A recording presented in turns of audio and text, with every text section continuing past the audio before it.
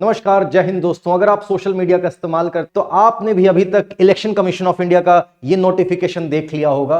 WhatsApp, Twitter, Facebook, हर जगह ये circulate हो रहा है कि इलेक्शन कमीशन ऑफ इंडिया ने अब 2024 जनरल इलेक्शंस के लिए नोटिफिकेशन जारी कर दिया। और ये देखिए तारीखें हैं हमारे सामने कि 12 मार्च 2024 को इलेक्शन कमीशन का नोटिफिकेशन आ जाएगा और मॉडल कोड ऑफ कंडक्ट लागू हो जाएगा। 28 मार्च को नोटिफिकेशंस भरने की तारीख शुरू होगी।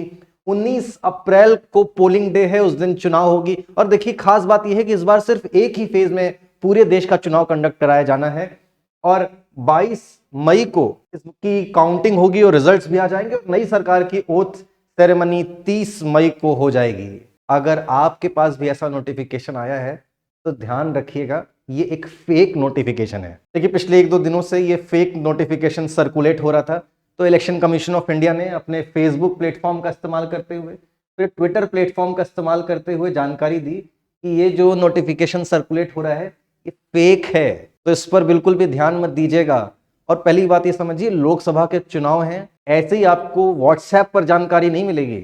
जब ये नोटिफिकेशन आएगा तो ये बहुत बड़ी खबर बनेगी, बहुत बड़ी न्यूज होगी। हर एक मीडिया चैनल पर, हर एक न्यूज चैनल पर, हर एक अखबार में इसकी खबर आएगी। ये व्हाट्सएप के जरिए आपको इलेक्शन कमीशन नहीं बताएगा। देखिए एंटिसिपेटेड है कि जो एक्चुअल घोषणा election commission of India 2024 general elections के लिए करेगा वो 13 मार्च के बाद ही करेगा, अभी तो नहीं करने जा रहा। देखिए ये तो बात थी कि फेक न्यूज को आइडेंटिफाई करके उसकी पड़ताल करके आपके सामने हम लेकर के आने की कोशिश कर रहे थे, लेकिन इस अवसर का इस्तेमाल मैं करूंगा आपको ये बात बताने के लिए कि मॉडल कोड ऑफ कंडक्ट क्या होता है और इसकी इंपॉर्टेंस क्या है। इसके बारे में हम लोगों को ध्यान से समझ लेना चाहिए, ये आपके एग्जाम पॉइंट ऑफ व्यू से बहुत इंपॉर्टेंट है। देखिए एक बात आप जानते होंगे कि इलेक्शन कमीशन ऑफ इंडिया को आर्टिकल 324 ऑफ इंडियन कॉन्स्टिट्यूशन के तहत ये पावर मिली हुई है कि वो इंडिया में इलेक्शंस को फ्री और फेयर तरीके से कंडक्ट कराएं। अब कॉन्स्टिट्यूशन के द्वारा प्रदत्त इस शक्ति का प्रयोग करते हुए इलेक्शंस को ठीक ढंग से कंडक्ट कराने के लिए इलेक्शन कमीशन ऑफ इंडिया लेकर आता है एक सेट ऑफ गाइडलाइंस, एक सेट ऑफ रूल्स, जिसके जरिए इंडिया में इलेक्शंस प्रॉपरली और फेयरली कंडक्ट कराए जा सकते हों। उसी को बोलते हैं मॉडल कोड ऑफ कंडक्ट, जिसको हिंदी में बोला जाता है आचार संहिता। इलेक्शन कमीशन ऑफ इंडिया एक प्रेस कॉन्फ्रेंस करके एक दिन ये इस बात की घोषणा करती है कि इन तारीखों को चुनाव होगा, इन दिन नोटिफिकेशंस भरे जाएंगे, इस दिन रिजल्ट आएगा, काउंटिंग होगी और इस दिन ओथ सेरेमनी हो सकती है, ऐसी सारी चीजें।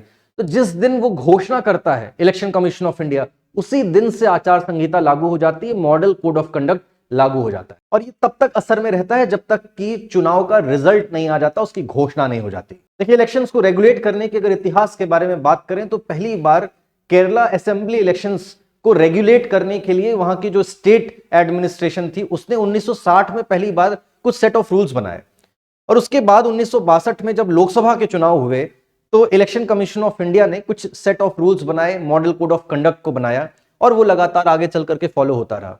1991 का जब जनरल इलेक्शन हो रहा था तब कई बार इनमें गड़बड़ियां देखने को मिली। उसके बाद से इलेक्शन कमीशन ऑफ इंडिया और ज्यादा स्ट्रिक्टली एमसीसी को लागू कराता है। देखिए ईसीआई की वेबसाइट पर आपको ये एग्जैक्ट डॉक्यूमेंट मिल जाएगा मॉडल कोड ऑफ कंडक्ट के बारे में। उन्होंने काफी बातें यहां पर बता रखी हैं अपनी ऑफिशियल वेबसाइट पर। इसमें उन्होंने बताया है कि पॉलिटिकल पार्टीज और जो चुनाव लड़ रहे कैंडिडेट्स हैं उनके लिए क्या मॉडल कोड ऑफ कंडक्ट होना चाहिए, उनको किस प्रकार से आचरण करना चाहिए, उनके आचरण के लिए जो सेट ऑफ रूल्स बताए जाते हैं वही है आचार संहिता। देखिए इसमें कई सारी तरीके की बातें की जाती हैं कि जब चुनाव प्रचार किया जा रहा होगा तो पॉलिटिकल पार्टीज दूसरे पॉलिटिकल पार्टीज को, दूसरे कैंडिडेट्स को जो क्रिटिसिज्म उनका करेंगे, वो क्रिटिसिज्म का ग्राउंड सिर्फ उनका काम होना चाहिए, उनके कॉम्युनल बैकग्राउंड पर, उनके कास्ट के आधार पर उनका क्रिटिसिज्म उनको नहीं करना है। चुनाव के दौरान बहुत सारी रैलियां होती हैं, बहुत सारे प्रोसेशंस निकलते हैं, तो रैली और प्रोसेशन निकालते समय उनको लोकल पुलिस अथॉरिटी को बताना होगा पॉलिटिकल पार्टीज को कि वो कब कहां पर रैली कर रही हैं, कब कहां से वो अपना प्रोसेशन निकालने वाली हैं, जिससे कि किसी प्रकार की कोई लॉ एंड ऑर्डर की सिचुएशन ना बिगड़ने पाए। और यात्रा निकालते समय दो पॉलिटिकल पार्टीज को इस बात का ध्यान रखना होता है कि उनका रूट और उनका टाइम कॉन्साइड ना करे, इसीलिए उनको पहले से लोकल पुलिस अथॉरिटी को अपनी जानकारी देनी होती है। पोलिंग डे पर कौन व्यक्ति कहां आ जा सकता है, ये सब कुछ election commission of India regulate करती है। खासकर सिर्फ वो पोलिंग एरिया है जहां पर पोलिंग बूथ होता है, वहां पर जिनके पास में वोटर आईडी कार्ड है सिर्फ वहीं एंटर कर सकते हैं। अगर कोई किसी पार्टी का कैंडिडेट मतलब किसी पार्टी का कोई रिप्रेजेंटेटिव बन करके अगर वहां पर आना चाहता है तो उसको पहले से परमिशन लेनी होगी, और जो ईसीआई के द्वारा रिकॉग्नाइज्ड पार्टी कार्यकर्ता होगा बस वही वहां पर आ सकता है। इस प्रकार की तमाम सारी गाइडलाइंस आपको एमसीसी में देखने को मिलेंगी। जहां भी चुनाव होते हैं वहां पर ईसीआई के द्वारा कुछ ऑब्जर्वर्स, ईसीआई के ऑब्जर्वर्स नियुक्त किए जाते हैं। अगर पार्टीज को या कैंडिडेट्स को कोई प्रॉब्लम, कहीं पर भी कोई अनियमितता नजर आती है तो उसकी शिकायत वो ईसीआई के ऑब्जर्वर के पास में कर सकते हैं। देखिए, इलेक्शन के दौरान जो पार्टी पावर में है उसके पास में एक एज होता है। वो चाहे तो उस समय कोई नई घोषणा अनाउंस कर सकती है, कोई नई स्कीम अनाउंस कर दे और वोटर्स को लुभा सकती है। ऐसी तमाम सारी चीजें की जा सकती हैं। या फिर ऐसा हो सकता है कि कोई नया सरकारी एडवर्टीजमेंट जारी कर दिया जाए, उसमें पार्टी के जो कैंडिडेट्स हैं उनकी फोटो हो, जो कि इस समय हो सकता है मिनिस्टर हो, प्राइम मिनिस्टर हो या किसी बड़े पद पर हो। इसी को ध्यान में रखते हुए 1979 में जो पार्टी पावर में है उसके लिए भी कुछ रेस्ट्रिक्शंस इशू किए गए। बोला गया कि जब एमसीसी लागू हो जाएगी तो कोई नई स्कीम अनाउंस नहीं की जा सकती, कोई नई घोषणा नहीं की जा सकती, कोई सरकारी एडवर्टीजमेंट भी इस प्रकार का नहीं जारी किया जा सकता। इसके अलावा यही वो समय होता है जब पॉलिटिकल पार्टीज अपना अपना मैनिफेस्टो जारी करती हैं, अपना घोषणा पत्र जारी करती हैं, यानी कि वो लिस्ट ऑफ प्रोमिसेस की अगर वो चुनाव जीत गई तो वो जनता के लिए क्या करेंगी। इन प्रोमिसेस में के लिए भी कुछ रेगुलेशंस हैं कि आप कोई झूठे वादे नहीं कर सकते और कोई ऐसे वादे नहीं कर सकते जो कि कॉन्स्टिट्यूशन में लिखे हुए प्रिंसिपल्स के अगेंस्ट है। देखिए, एक बड़ा सवाल ये आता है कि क्या एमसीसी लीगली एनफोर्सेबल है? तो देखिए, आंसर है कि एमसीसी लीगली एनफोर्सेबल नहीं है एज इट इज, लेकिन इलेक्शन कमीशन ऑफ इंडिया ने पिछले कुछ सालों से इसको काफी स्ट्रिक्टली एनफोर्स किया है, इसलिए इसके पास में अब शक्ति देखने को मिलती है। लेकिन देखिए, ये जो किस शक्ति का प्रयोग करते हैं, इसके लिए कोई कानून तो है नहीं। एमसीसी को एनफोर्स कराने के लिए अलग से कोई लेजिस्लेशन नहीं है, कोई स्टैट्यूट नहीं है।